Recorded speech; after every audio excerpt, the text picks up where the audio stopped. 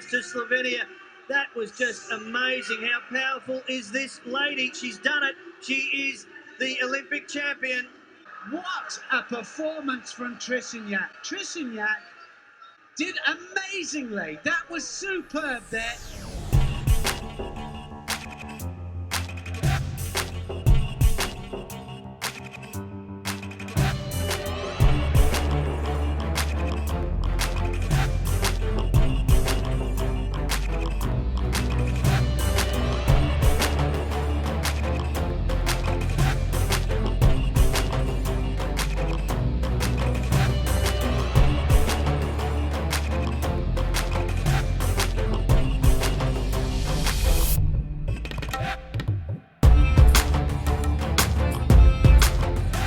Since 2006, you have over 370 matches, like individual fights, which is a lot.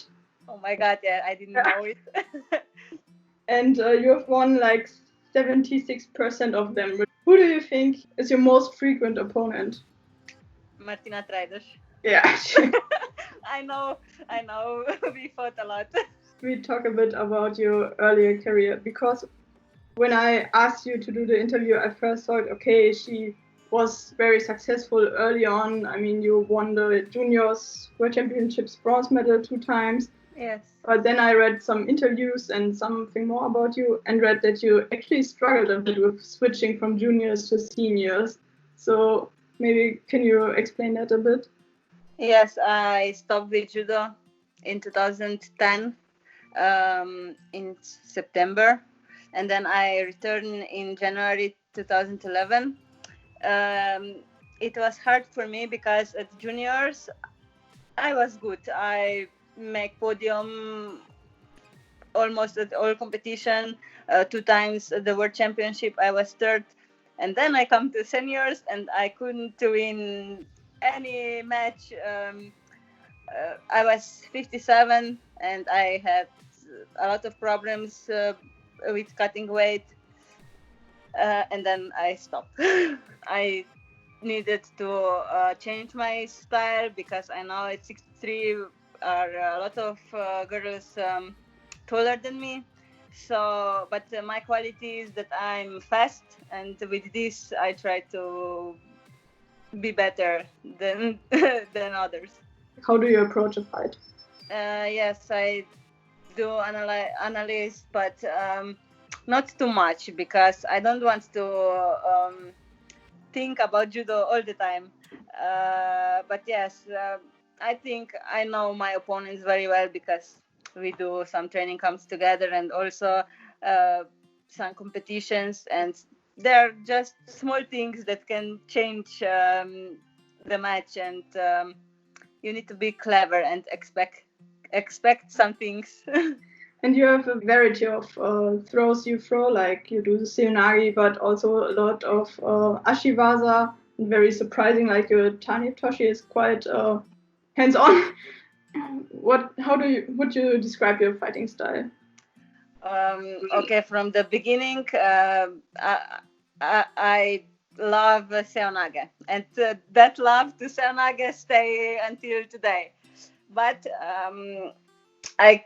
I couldn't win all the time by seoi, so I needed to practice other techniques. For sure, I'm not for uchimata, because all my opponents are taller. But I try to do some techniques that I can do combination with seoi, and sometimes I could throw also other technique. So now we go to Olympics. The anniversary is almost a month away. Yes. 9th of August. Mm-hmm. So, I read you left your phone for a month behind before the Olympics. Yes. Would you use the same approach now? I don't know, maybe.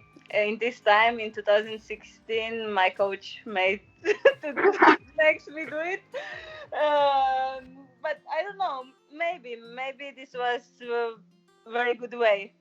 It was a very hard time, the month before the Olympics. So do you think now it would be different, that you have adapted? No. I think you can't adopt it, but I think it would be very hard. Also, it's a little bit different because I'm older, and I can't train so hard that I used to, and maybe we needed to do some different methods of training. So for sure something would be different, but still would be hard times for me. So now really talking about Olympics, you said that it's at the day it was just a normal competition for you. So Yes. how did you feel? I was happy, but I think in that time I didn't feel or understand that I'm at the Olympic Games final. For me, it was normal competition. I was very focused. Really, I didn't think about other things. Just about fights that, like every fight, from first to the last one. And I remember that between when was the break, I was just focused and tried to prepare for final, and now nothing big deal. And when you won, like, did you realize it or did it take time? No, at that time, no. Okay, for sure I was happy, but in that moment I didn't realize it. You were the second Slovenian to take the medal in 63 and the direct Olympics after the one Sonia won. You won the World Championships before, you won the European Championships, and now Olympic Games. What a crazy year for you. That was like awesome, really. Like I don't know how to describe it because I'm first Slovenian that make this happen, and it's not a lot of people on the world who can be European World and Olympic champion at the same time. It means a lot for me. And how do you stay motivated? Like, did you after the Olympics think like, oh, do I want to continue, or did you just knew that you wanted to continue? No, I was thinking about it because at that time I was 25 years old and I reached everything. Everything, and then I was thinking what I will do now, but then I decided, okay, I will go once again. I will try to reach something more. I'm still here. With Maya and Fabian, you have a legendary trainer on your side. Yes. And how is it working with him? It can be hard, but it's good. For me, he's the best coach because all my life I'm in his club, and he also made all the medals from judo for Slovenia. He has a good system, but he likes discipline. This Olympic cycle, you had a bit of like opponent from your own country with Andrea Leski. Yes. And how was it to have someone that also won a lot of competitions in your same category? Totally different than before the Rio when I was alone, and there was no pressure like it was in this cycle. But it's good because we both grew, and having a good opponent in the country is always good. Let's talk a bit of your World Championships experiences, because you have attended 8 World Championships and there were only 2 times you didn't place at all. Last year you were a bit unlucky with your Yes. like, Yes, we can say it. Yes. Yeah. So how was last year's World Championships for you? It was good until semi-final, but then I made a mistake and I couldn't fight for a bronze medal, and that's made me so sad. I needed a lot of time to let it go and just to not thinking about it, because it was very frustrating for me. Medal at the World Championship is always good, no matter. Is okay, gold is the best, but even if it's bronze, it's like top. And I was happy all the medals that I got, but this last World Championship was different because I didn't actually lost for third place, but I couldn't fight, and that's why I was very sad.